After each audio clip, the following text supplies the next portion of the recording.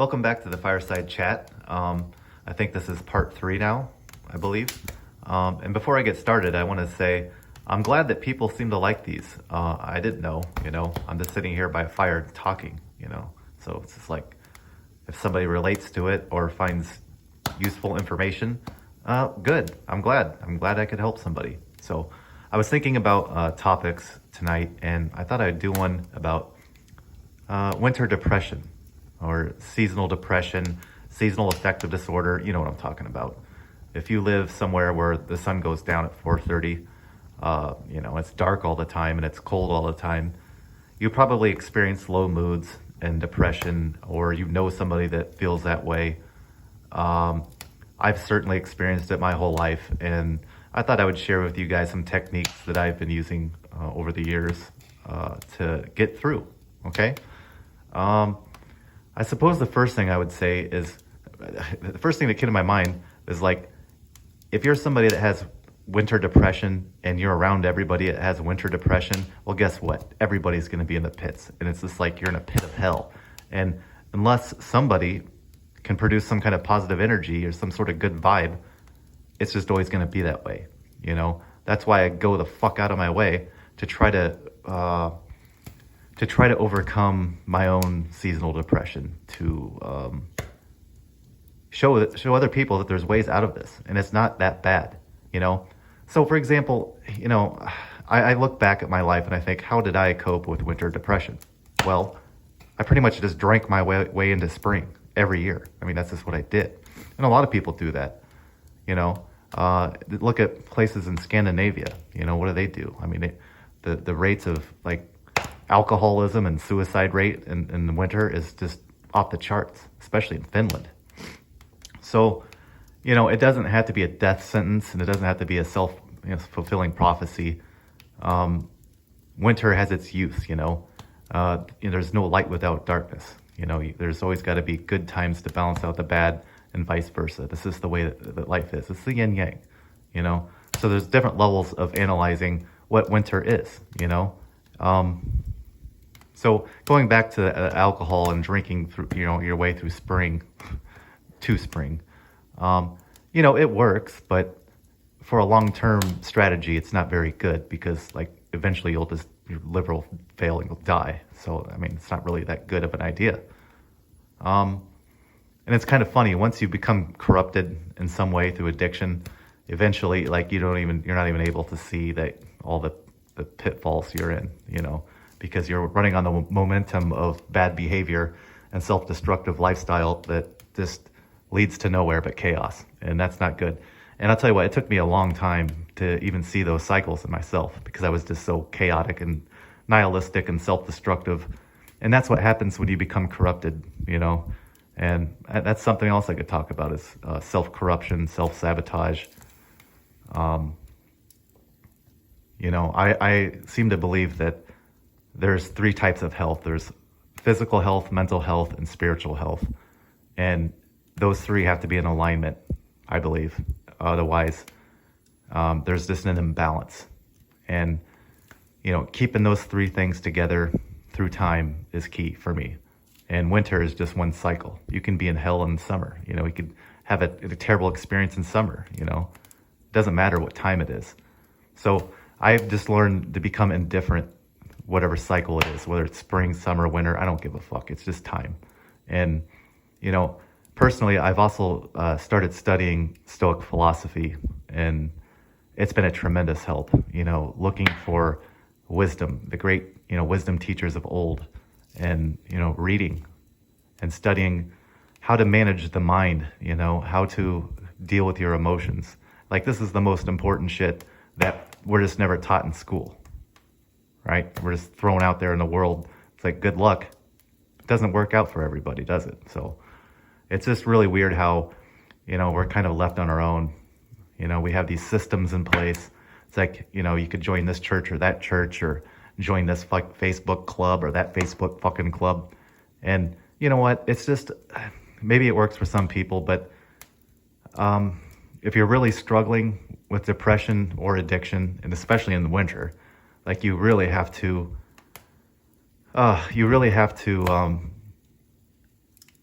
make it an effort to heal yourself, because guess what? You'll take everyone else down there with you if you don't find some techniques to deal with the winter blues or whatever. And for me, all I can do is just tell you what works for me. Like I have to have some kind of exercise program, a routine, and it's got to be something that's challenging and engaging. And I like to do stuff outside. I think it's healthy to be outside in cold air and cold, weather. Over the last couple of years, I've been doing this now. And I've kind of learned a lot of this from Wim Hof. If you don't know who he is, do a YouTube search of Wim Hof, the Iceman. And that's a whole nother rabbit hole. But that's what got me into the whole cold exposure therapy thing and the breathing techniques. Physical exercise, meditation, clearing my mind and learning how to be in the present and not thinking about the past or the future, existing in one space at one time. That's what meditation is, and looking within yourself. And when you do that, you're not thinking about cycles or what season it is. You're just in a state of being. You're in a state of what your soul is supposed to be, which is it's undifferentiated, physical exercise, however you can do it, whatever you like. Maybe you like to join a gym. Maybe you're like into team sports, and that's good. I'm an introvert, so I like to do my activities alone. That's just the way I am. But that's it. And then I would say mental health is obviously connected to seasonal affective disorder or winter depression. So maybe if things are really bad for you, your circumstances are in like dire straits and it's just not, things are in chaos, I would definitely recommend going to a doctor, a psychiatrist, and getting an evaluation and maybe, trying out an antidepressant or an anti-anxiety, because guess what? It might save your life. I've been on so much different medications my whole life, and I never had a right combination that worked for me. Most of them made me gain about 1,000 pounds, and I couldn't move, and it was just, So, but I never gave up. I always knew I needed something because my mind's fucking crazy. You know that. So I got on my doctor has bipolar disorder too. So she knows my brain way better than I do. She knows my mind better than I do, which is really weird. And she put me on an antidepressant a couple years ago, and it was very strange. It's like the first day I started feeling like myself. So it was a really weird experience. Like I started remembering, oh, this is how I'm supposed to feel. This is the way I used to feel. Because so many years passed me by from mental illness that I didn't even know who the fuck I was anymore. I was just lost in addiction and impulses, and just time was just flying away from me, and I didn't like who I was. I couldn't even look in the mirror anymore because I didn't even know who I was. I didn't like the person I was.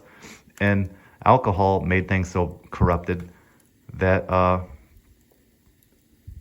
I just felt like I had a filthy conscience, because I'm just feeding this weird monster inside me that, it's like, what am I doing? I'm rotting away in a bar with some people that, watching football games. It's like, this isn't life. This isn't what we're here for. And, I spent a lot of time doing that. This is how I dealt with winter. That's what me and my friends at the time did. And eventually one of my best friends, basically, he drank himself to death. And ever since then, I've just had to step back, and it really was a wake-up call for me. It's like, that's the same path I'm headed down. I don't know why it didn't happen to me. So drinking your way through winter is not a good idea at all.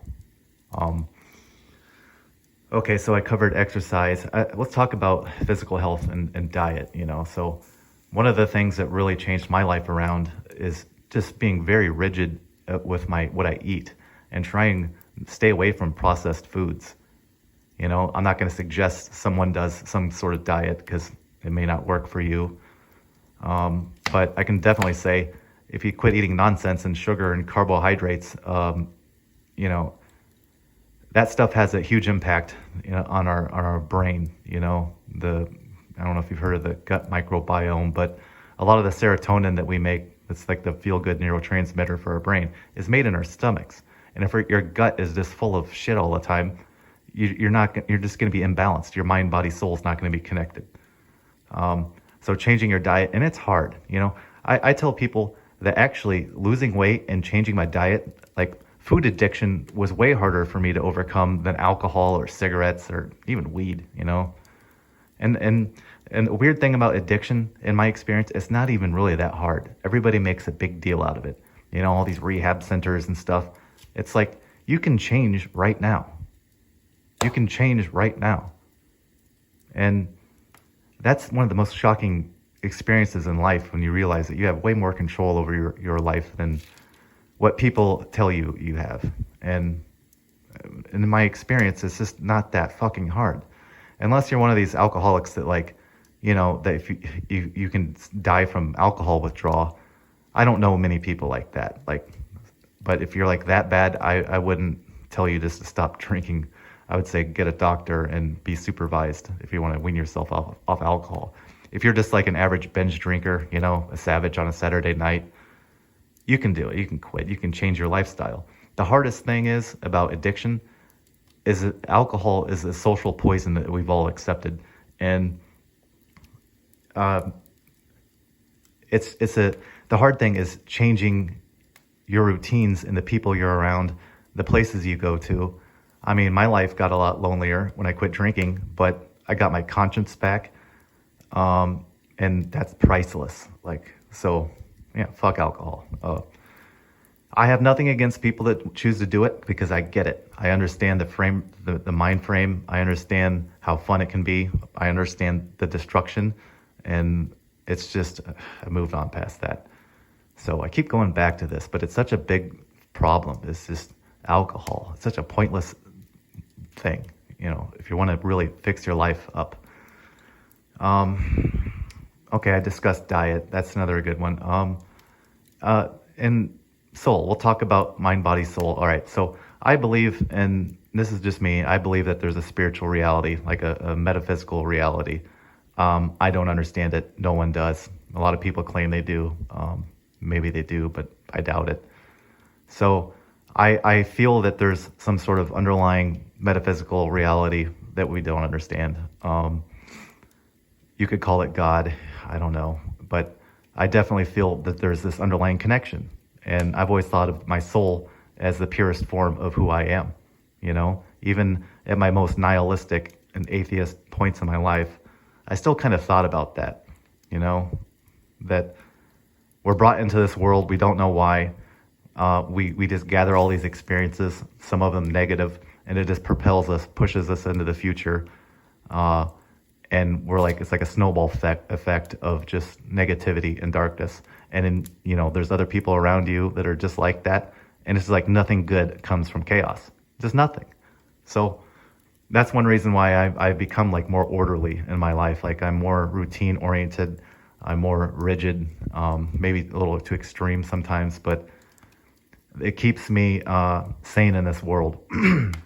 And that's the most important thing. I do a lot of weird, crazy stuff, but it keeps me sane in this world. It keeps me functioning. It keeps me working in my job, But it's all rooted in discipline. And unless you have discipline in your life, you have no freedom. I learned that from this Navy SEAL guy who has a podcast.